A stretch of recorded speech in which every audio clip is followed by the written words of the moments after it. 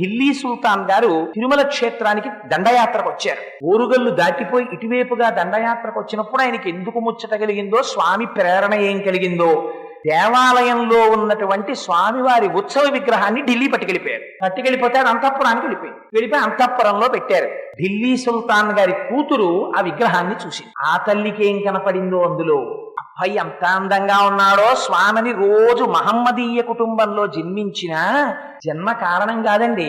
ఏమో ఒక్కొక్కసారి ఉంటారు, ఎవరిని పడితే వారిని కేవలం జన్మ చేత మతం చేత మనం నిర్ణయించలేము. అదిగో ఆనాడు ఆ ఢిల్లీ సుల్తాన్ గారి కుమార్తె అయినటువంటి బీబీ ఆవిడ మోహించింది స్వామిని చూసి. ఆయనని తన భర్తగా భావించి సేవలు చేసింది. భగవద్ రామానుజులకి తెలిసింది తిరునారాయణపురంలో ఉండవలసినటువంటి ఉత్సవమూర్తి ఢిల్లీ సుల్తాన్ దగ్గర ఉండిపోయారు. ఢిల్లీ వెళ్లి ఆయన సుల్తాన్ గారిని మెప్పించి ఆ ఉత్సవమూర్తిని తీసుకొచ్చేశారు. ఆ స్వామిని విడిచిపెట్టి ఉండలేకపోయింది ఆయన కుమార్తె.